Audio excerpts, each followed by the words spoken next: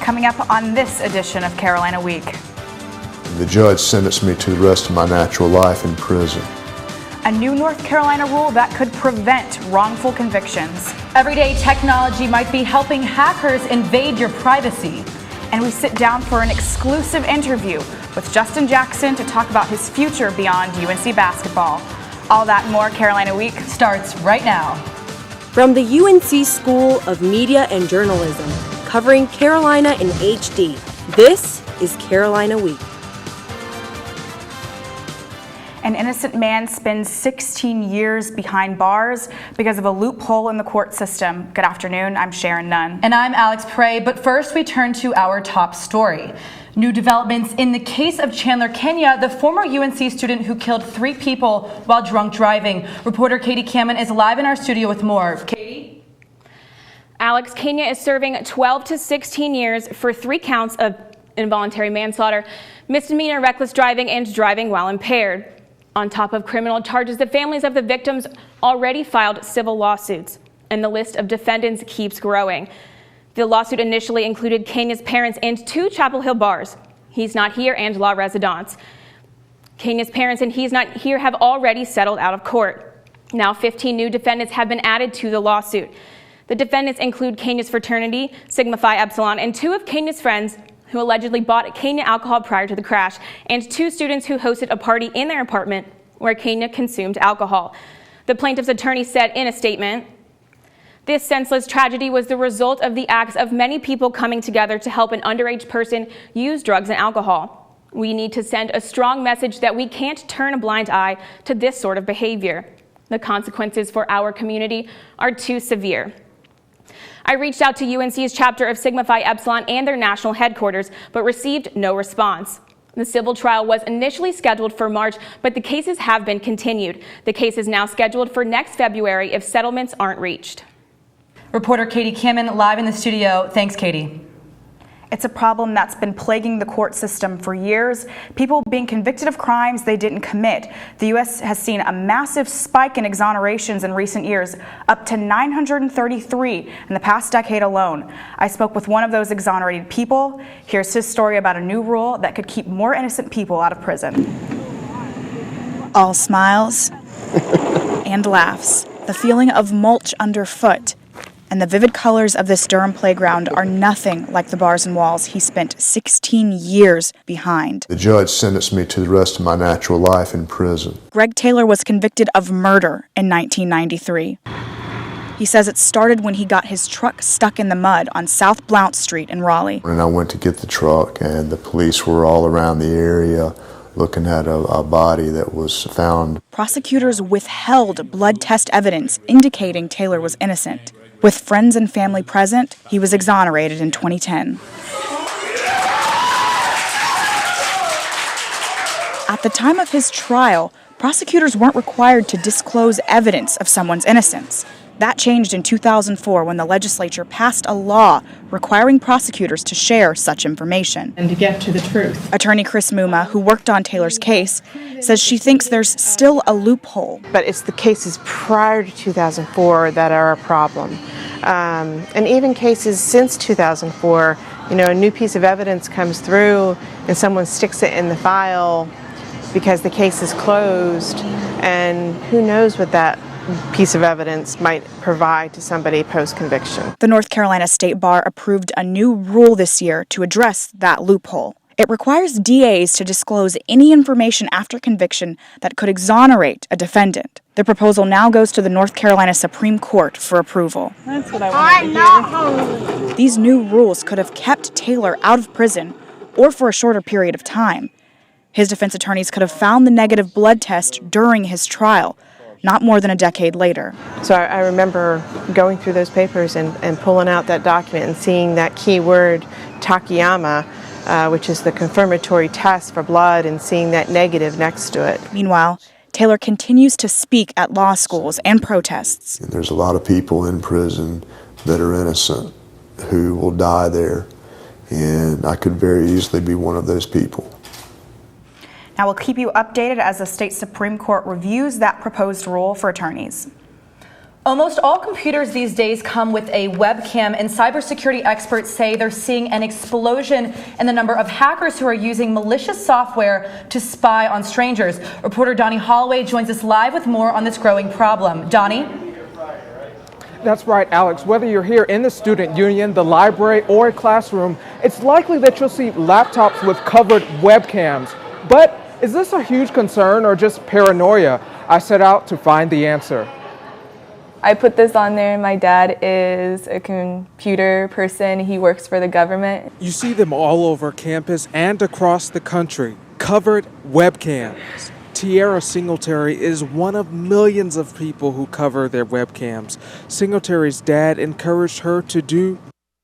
From a young age, he's always been like, you know, make sure you cover your camera and things like that. Michael Sharp, an IT manager at UNC, says the threats can be real. Malware is an issue, and if malware is on your computer, it has the potential to take control of your camera through remote access. He says that video is not the only concern. You hide the image, but you could still be heard. There's multiple reasons why people choose to cover up their webcams. Yes, I do find the idea of someone like taking pictures of me while I'm like in the middle of changing is weird, but it also freaks me out, the idea of like, even if someone was just listening to my conversations. It's not just students at UNC who cover their cameras. FBI Director James Comey urged Americans to follow that practice. Check out this photo of Mark Zuckerberg with his covered. Students like senior Evan Lineberger say they're not worried. It seems a little bit ridiculous that people are covering their webcams or something that's never going to be looked at. Some ways to protect yourself from webcam hacks include keeping antivirus software up to date, avoid clicking links from unknown sources, and only use trusted and secure Wi-Fi networks. Despite differing opinions, Singletary says she'll continue to listen to her dad. And cybersecurity experts recommend that you keep your web browsing software up to date to help protect you from webcam hackers. Alex? Donnie Holloway reporting live from the Student Union. Thanks, Donnie. It has been a crazy month for men's basketball's Justin Jackson, to say the least. He led the Heels to a national championship, proposed to his girlfriend, and declared for the NBA draft. Carolina Week's Brendan Marks sat down with the junior forward to talk about life after Carolina basketball. So obviously, after that game ends, declare for the draft, getting ready to go into the next step of your career.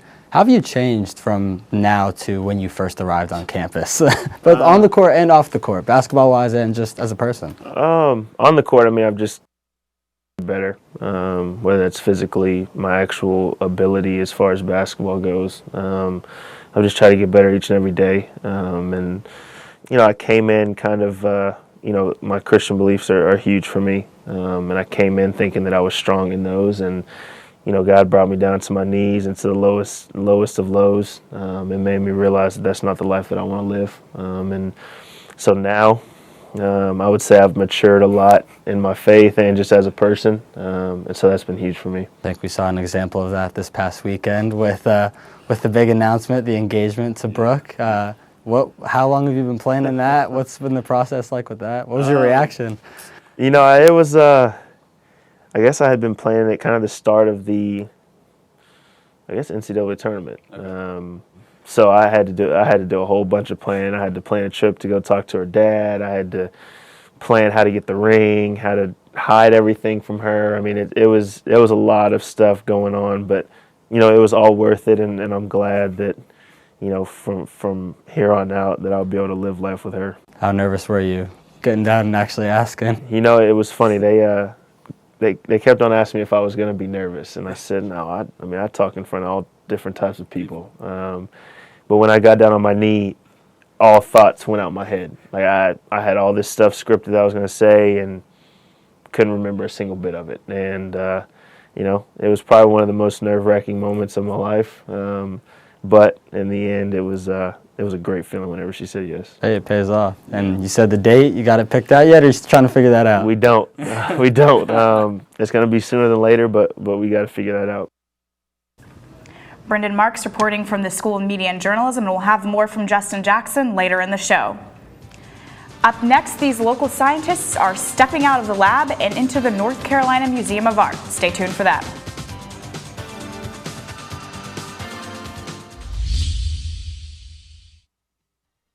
I see you mobbing over her. Let's go. Let's mob. Let's crawl. Let's crawl. Let's crawl. Hey, yo, we mobbing. Come on, girl. Let's crawl. Hey, yo, let's crawl. Hey, yo, let's crawl. Hey, let's crawl. Hey, yo, let's crawl. The color in my garden keeps the pink in my cheeks. I was very independent and thought I could take care of myself. I fell and I had to have Meals on Wheels. They're my savior. My name is Lola Silvestri. America, let's do lunch. Drop off a hot meal and say hello. Volunteer by donating your lunch break at americaletsdolunch.org.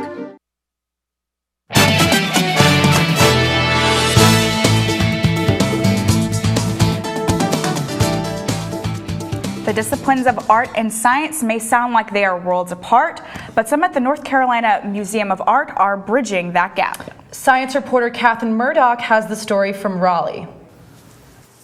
Conservator Noelle Ocon restores paintings that have deteriorated over time. If you were 500 years and you hung on the wall for 500 years, you wouldn't look so good either. Ocon says infrared imaging has changed the way she restores paintings. With the development of infrared imaging, which was developed as Cold War technology, as night vision, we now can see through the paint layer and see the artist's underdrawing.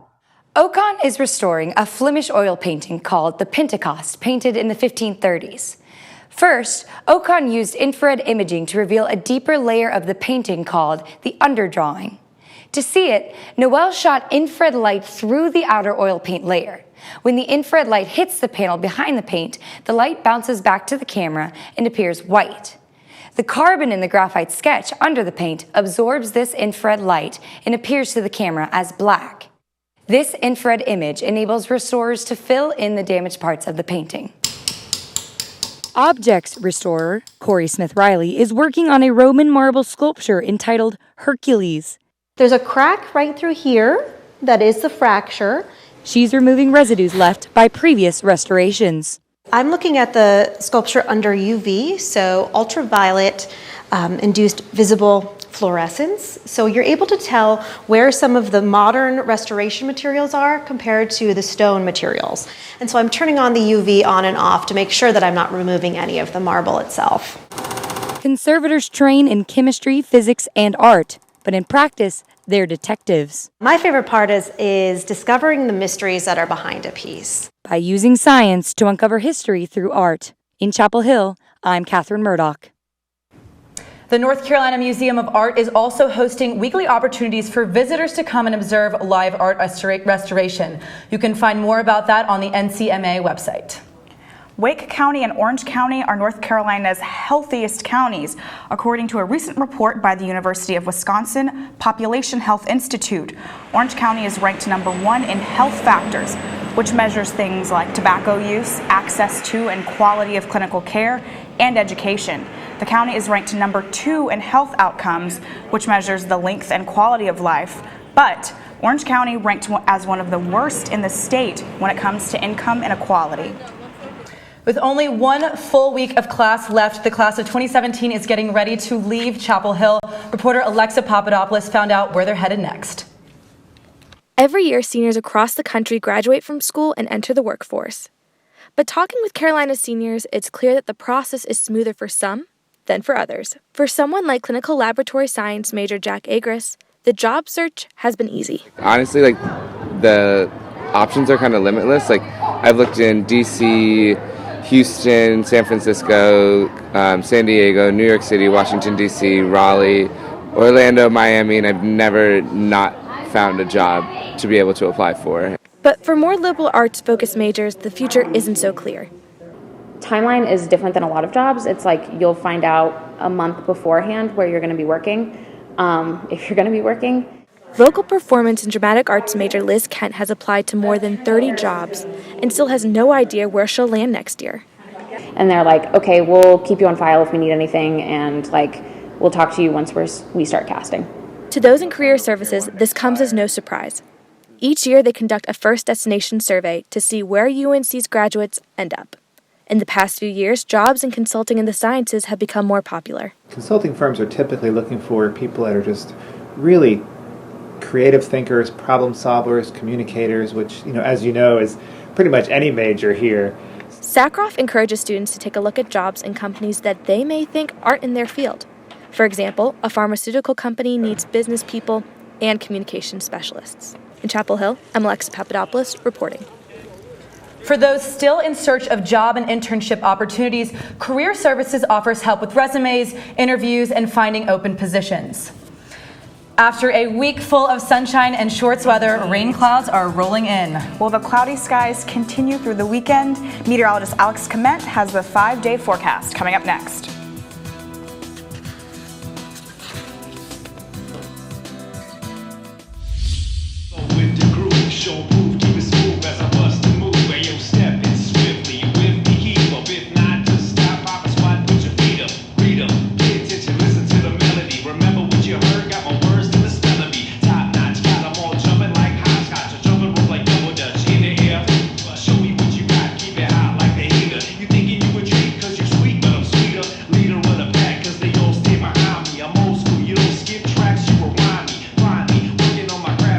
I was 0.5 credits away from completing high school and I didn't do it. My support team never stopped pushing for me to be better because they knew who I could become as a person.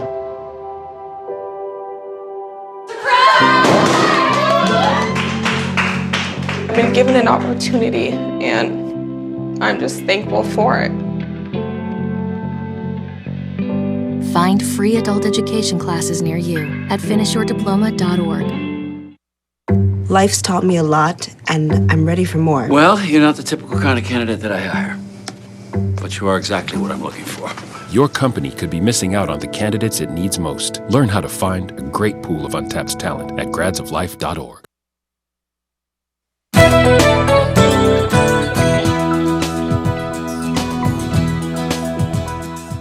Hi, thanks for staying with us and welcome back. I'm your meteorologist, Alex Kement, with your Carolina Week weather.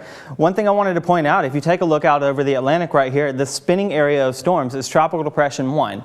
No, it's nothing for us to worry about, but it is a friendly reminder that as we get closer to the summer and hurricane season, knowing your hurricane preparedness list is not a bad idea. Things like know where you're going to go in the event of a hurricane, have enough batteries, food, water, and such to last at least 72 hours. And you can find out a lot more at the National Hurricane Center's website. Go on and check out. They have a long list detailed. You can know what to do and be ready for the event that we do have a hurricane. As you know, you don't have to be coastal to be affected, as there are a lot of places in North Carolina still cleaning up after Matthew.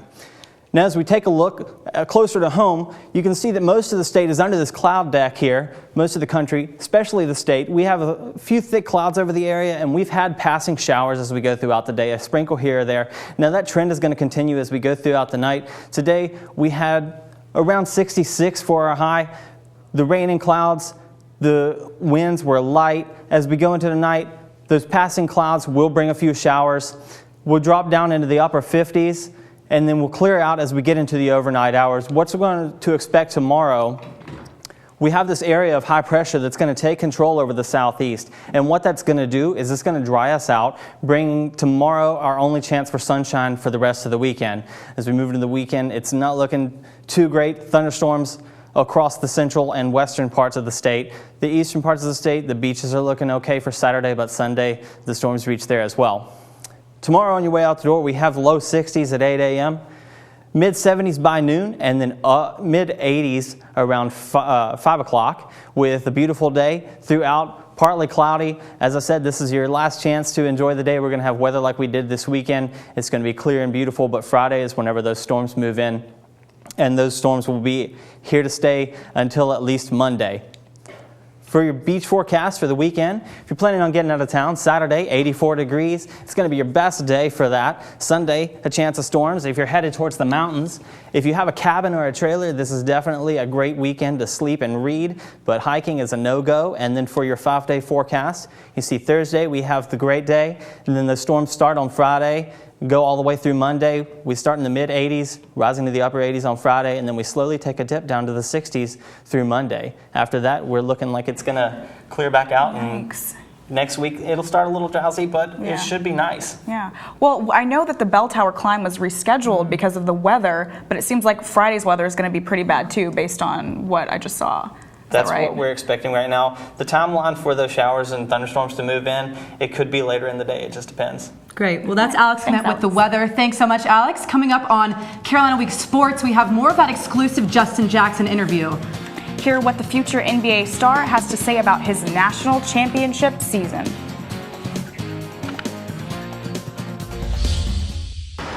Look at you. You're at the top of your game. You're unstoppable. Nothing can throw you off track. Wait, is that your car? Uh-oh. Yeah, I saw that coming. That will throw you off track. You're looking at around 10 grand in fines, legal fees, and increased insurance rates.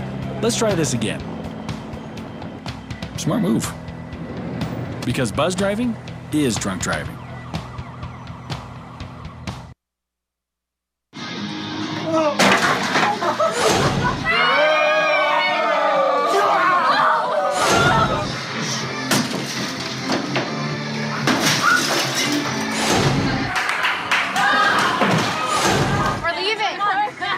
Most party fouls are pretty dumb.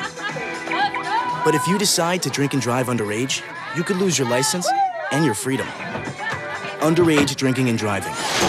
The ultimate party foul. I'm a single mother, and I was the main one working, so I never thought that I could go back to school, you know?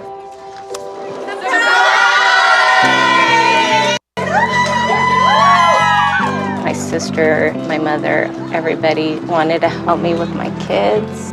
I could not have gotten my diploma without my family. Find free adult education classes near you at finishyourdiploma.org.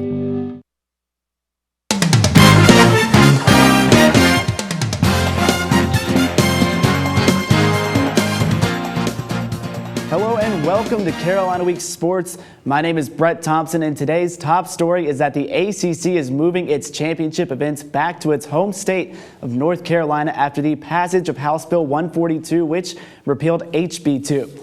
Now here's some notable neutral site events returning to the state, including men's basketball and football championships. The men's basketball tournament is back on that host rotation, with Charlotte hosting in 2019 and Greensboro hosting in 2020. Now football will return to its normal location of Bank of America Stadium in Charlotte this year on December 2nd, and baseball will come back to its regular home of the Durham Bulls Athletic Park in May 2018.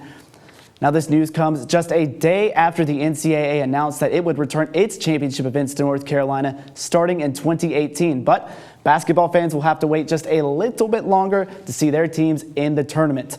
March Madness will return to the state in 2020 when Greensboro will host the first and second round games. Then in 2021, Raleigh will host the opening weekend, and then the state will miss out on the games in 2022. Now, some other noteworthy events coming back to the Tar Heel State include the Women's and Men's Soccer College Cups and the Field Hockey National Championship. Now, speaking of national championships, title contender and third-ranked women's tennis is currently taking on 15th-ranked Duke in the final week of the regular season. Now, Duke took the early 1-0 lead after winning the doubles point, but Carolina wins on counts 3 and 6 that put Tar Heels up by 1. Over on court 1, Haley Carter took her first set in her match. Now, if she hangs on to win, she will tie the record for the most singles victories in ACC history with 161. And the third-ranked baseball team was back at the Bosch last night to host the visiting Liberty Flames, but the Heels got burned. Things looked great early for Carolina fans as senior Tyler Lynn put the Tar Heels ahead with a home run in the fourth, but Liberty responded. They hit a solo shot of their own right here as freshman Ashton McGee, that was